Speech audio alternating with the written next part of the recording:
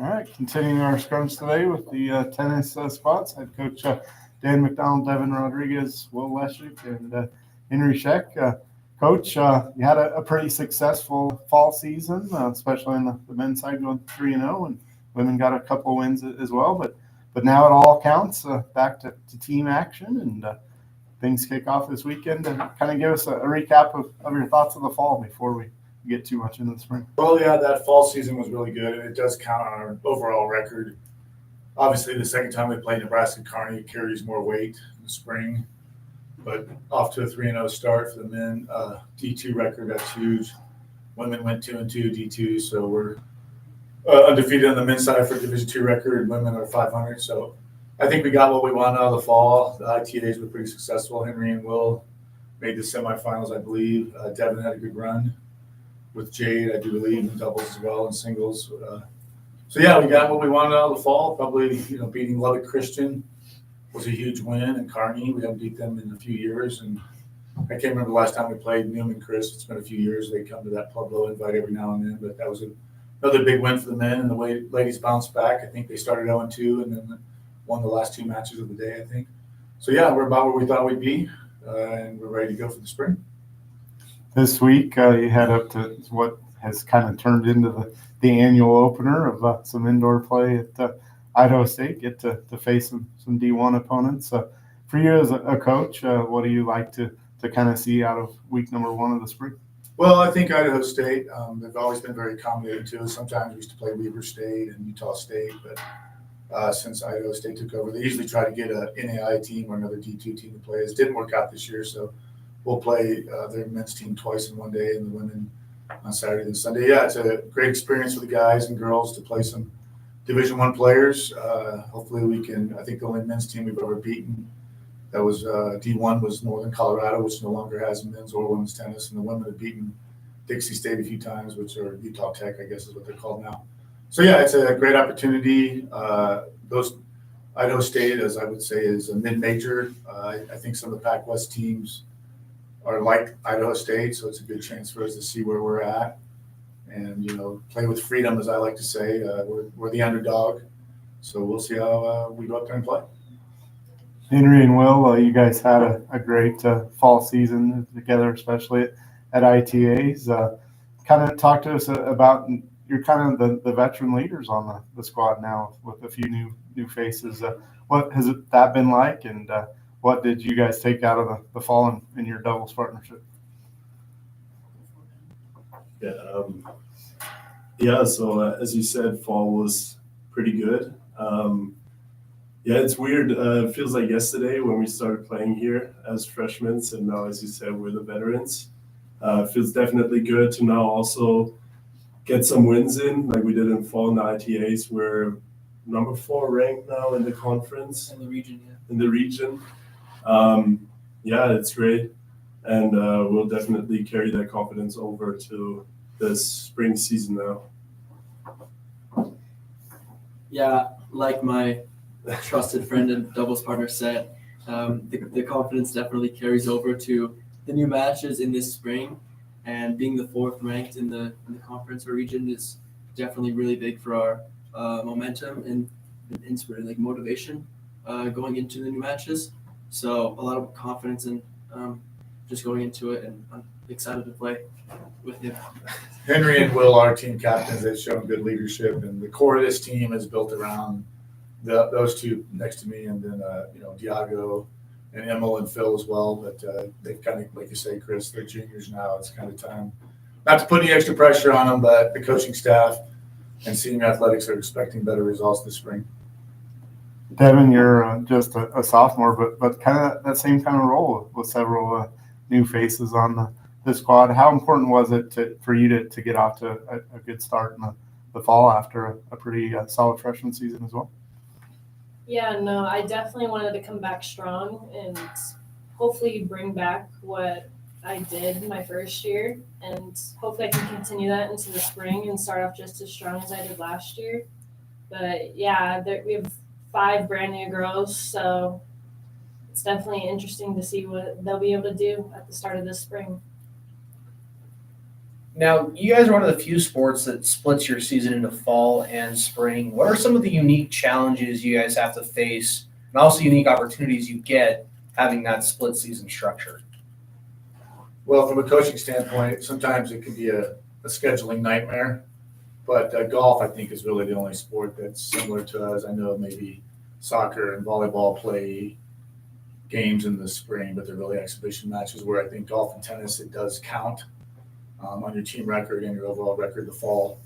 And then the individual tournaments obviously are the main part of our fall season. But it's unique, I think, from my perspective with the Pueblo duels. We've been doing that now for about 15 years. That was a brainchild of mine to get some teams that we can't play in the spring to meet us in the fall. And some coaches like to play duels because sometimes the tournaments in the fall, if you don't win the first round, the back draws can kind of get a little murky. And I also think for the freshmen and new players to play a duel in the fall gets them ready for the intensity of the spring duel matches. College tennis is unique. You guys may watch the Australian Open or the majors. Tennis has a bad rap of being the country club sport, the polite sport, but in college tennis it's pretty rowdy. And we love that enthusiasm. Sometimes it's good and bad, but it's a little bit different atmosphere than most people think of tennis. A lot of the people that come out and watch us play, the home matches we do get are always, whoa, this is a little bit different than USTA adult tennis or high school tennis. It gets a little more intense, and there might be a few different languages being spoken. So it's really fun, but I think it's just it's a great thing for the fall. As a spring sport, you get to play matches that count, and then it carry into the spring. Kind of helps the kids know what to expect for the spring, from my perspective. For the athletes this week, you get to face some D1 opponents. Like Coach said, probably similar to what you'll see talent-wise. But is there a little extra motivation looking across the net and seeing someone from a different division, or does that even really cross your mind?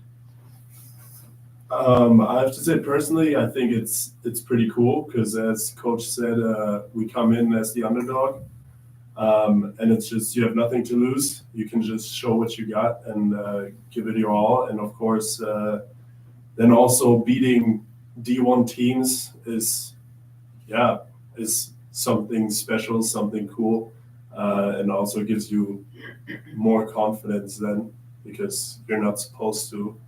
And it just really shows that you can play in the big leagues, I guess. Yeah, like William was saying, I agree. But once you go onto the court, it doesn't matter if you're playing the best in the world, but it's still 50-50 chance, like once you step on the court. So, but we know our strengths and we can just do what we do, and then we'll just hopefully have the outcome of a win. Yeah, I was just going to say, I agree with Henry. Like, once you're on the court, you don't really think much about, they're a Division I team. Like, you're just playing the play and hopefully beat your opponent. What's that old saying? They put their pants on the same way we do, one leg at a time. Play the ball, Chris. In tennis, you play the ball. I will say a lot of people like to do exhibitions. Not to go on about my one-loss record, but I don't like to schedule exhibitions because if we ever do beat a team, I want it to actually count. And then it counts for their overall record, too. So a lot of Division II coaches play Division I teams in scrimmages or exhibitions. I'm like, well, that's great, but if you do win, then it doesn't really count. Play the ball, not the division. This spring is nothing new to the team, but of course the program with so few schools in the area have to be on the road a lot when you're not home until April. The men only have one home date. How tough is that, or is it also exciting knowing you get a lot of time in the bus with the team?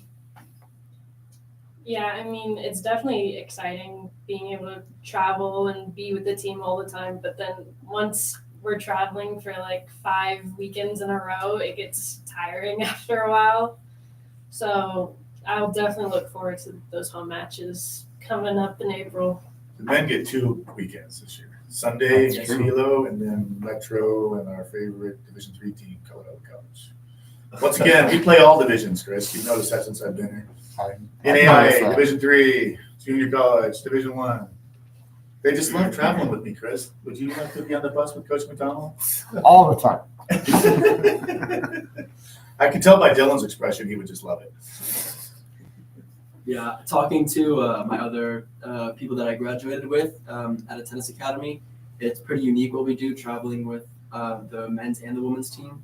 But I think it is a gift in its own disguise. That people might think like, oh, like you shouldn't do as well because you're distracted. Like you're not supposed to have so much fun. But I think the way that we do things at CMU, I think it's very unique, and they're just jealous.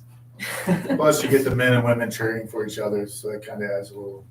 Even though most of the time we're playing men's and women's teams at the same time, but yeah, it's another way to look at it. And by the way, we've had a few people get married from our team, so maybe something happens on those buses that I don't know about. You never know.